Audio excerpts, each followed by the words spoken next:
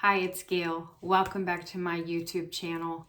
Nobody talks about that moment where you realize you have been living in survival mode and you don't want to be there any longer. I want to share a story with you of when I realized this in my life and how it became a turning point for me, where I realized the cost of staying where I was going to be much greater if I waited any longer to make some kind of a change. So I was pregnant with my second daughter, and very pregnant at that time. And my husband and I had actually gone to married couples retreat where we heard a really great man who later actually became my counselor. But we heard him talk a lot about change and what's needed for change. And one of the things that he said at this retreat was that when the pain remains the same becomes greater than the pain to change, that's when people change. Well, let me tell you, I was at a place where I was ready for change. And one of the first things I said to him when we had a one-on-one conversation, I said, I'm tired of just surviving. I want to build a life where I can thrive. And so that was a real moment. It was something I hadn't said out loud, but I was very much feeling it. And I knew up to that point, I had just been merely surviving. In some ways, it felt like it was too late for me. Like I was already into my 20s and I felt like I was, getting old enough where if I wanted to make some big change, and maybe even pursue some things that maybe I should have pursued when I was a little bit younger, that was going to be difficult. But for some reason, I knew deep down it wasn't too late.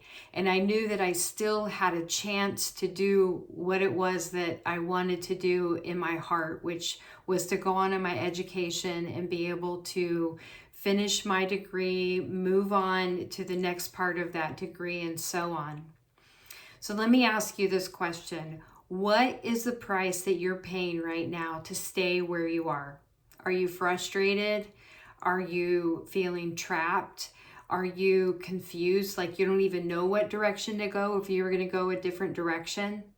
Right? There's a lot of things that we can feel when we're in that survival mode. It can feel very overwhelming. It can feel like it can feel hopeless at times. It can feel like we don't really know where the answers are. But, the price, there's a price for staying where you are, and there's a price for moving on. And one of the things that I came to realize just throughout the rest of my life was there's hard in both places, and that sometimes we just have to pick our hard, right? Which hard do you want? Do you want the hard part of building something new? Or do you want the hard part of feeling stuck and feeling like you don't have a lot of hope in your future? Right? It's one of the things that helped drive that for me is first of all, I just believed there was more and I wanted more. I had seen more. I had friends who would mirror that to me, that there was more. And so I wanted more. And I think in order to do something different, you have to want something different. I also, was willing to figure it out. I was willing to try things. And even if I failed, I was willing to keep trying. I was very afraid, but fortunately I had a husband that really backed me up. One of the things though I want to talk about as a believer, as a Christian, is that in that time and in that season, this is way back in the 90s, early 90s, nobody talked about therapy in the church. And not only did they not talk about therapy, they didn't talk about medication either. And so I'm kind of going against the grain as a believer back then. And I think even now it's still difficult for people to have real conversations around that.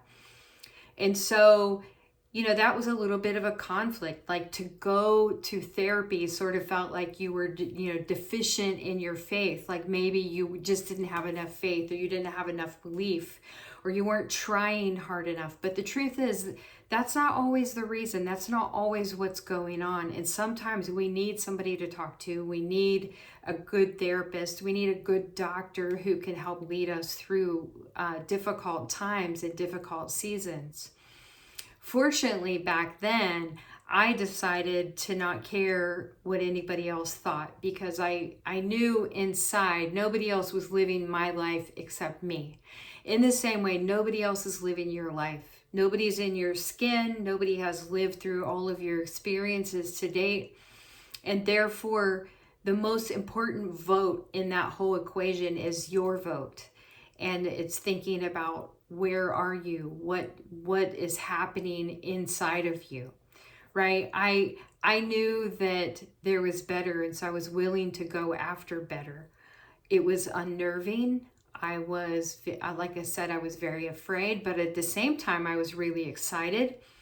There was this fear of the unknown, and yet at the same time, there was the hope of something different, building something different.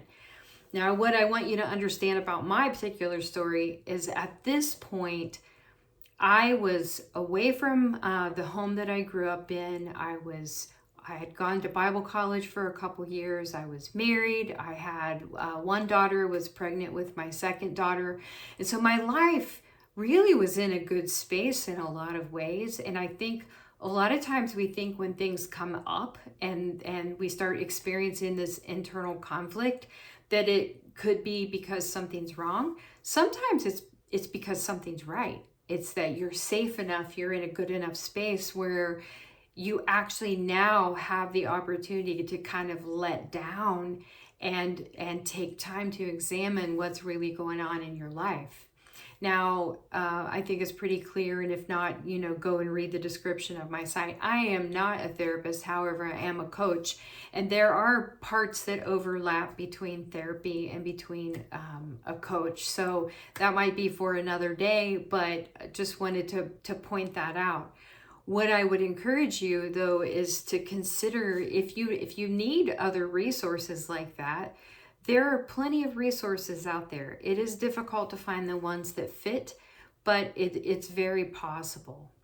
So one of the things I want to talk about at this moment is I want to talk to you about a really great Bible story that kind of goes along with this whole topic of thriving versus, surviving versus thriving. So there's a story in John 5, and it's about Jesus healing a lame man. And so I'm going to read it to you. It's not very long, but I'm going to read it to you, and then I want to apply some of this to this whole notion of surviving versus thriving. This is in John 5, verse 1. Afterward, Jesus returned to Jerusalem for one of the Jewish holy days. Inside the city, near the sheep gate, was the pool of Bethesda with 5 covered porches. Crowds of sick people, blind, lame, or paralyzed, lay on the porches. One of the men lying there had been sick for 38 years. When Jesus saw him and knew he had been ill for a long time, he asked him, "Would you like to get well?" "I can't, sir," the sick man said, "for I have no one to put me in the pool when the water bubbles up. Someone else always gets there ahead of me." Jesus told him, "Stand up, pick up your mat, and walk." Instantly, the man was healed. He rolled up his sleeping mat and began walking. But this miracle happened on the Sabbath. So the Jewish leaders objected.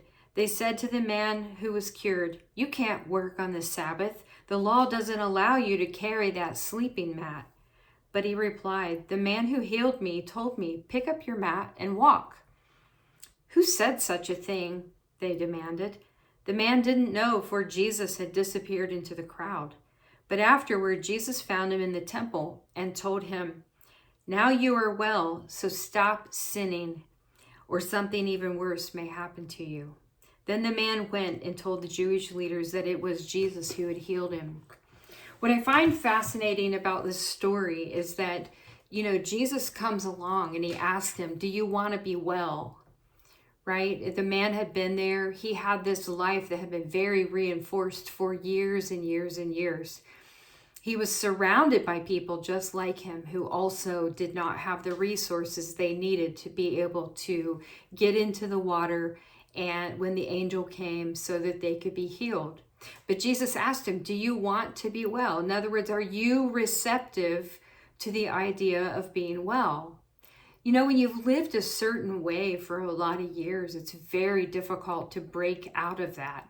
Imagine he'd been laying there for 38 years. His whole identity was framed in by his inability to walk. What I think is also interesting is that it was at the pool of Bethesda. Well, Bethesda actually means the house of kindness. And it was surrounded by 5 porches, and 5 represents grace in the word. So when you think about, he's at the house of kindness, he's being visited by Jesus, he's surrounded by grace, if you will, and I'm using that loosely, but he's surrounded by grace. Yes, Jesus still asks him, he appeals to him. He's basically saying, you know, he's implying you've been here a long time. Do you even want to be healed? Like, are you so comfortable in the way you're living? Are you willing to accept healing, right? And the man, his yes was displayed by the fact that he actually rose up, he got up, stood up, took up the mat and walked, right? So that was his yes. Jesus, though, and what he says to him is he says, you know, stop sinning. So, or something worse is going to happen, right? So he's addressing something. It's possible the man had some kind of a role in the reason why he was still there. We don't really know. It's implied, but not necessarily explicitly said. So I think it's really interesting that Jesus, he offers him that, but then he also holds him accountable to his decision, to his choice, right? So, you know, no matter what situation we're in, no matter if we are lacking people being around us to help us, we always have the Lord to call on, and that the Lord in his kindness is always willing to help us. So the bow I would put on that today is that you deserve to thrive and not just survive. But that desire to thrive, it will cost you something. It will cost you saying yes when you feel like saying no. It will cost you, maybe it'll cost you money in some way, in making different decisions and investing in yourself, investing in your development, investing in all of those things. But the takeaway I want you to have today is that you deserve to thrive and not just survive. Jesus always offers us more. We just need to accept the offer that he extends to us. So anyway, I hope that encourages you today. I hope that you feel encouraged in that there's always more, and Jesus is willing to help, and there's always a way forward. Even if we don't see it at the time. So anyway, I hope you have a great evening, and I will talk to you again soon in the next video. Also, one last thing, I'm going to put a link at the bottom of the video to the chosen scene of this story, and so I encourage you to watch it. It's really, really a great scene, and don't forget to subscribe and follow for more videos like this. Talk to you soon.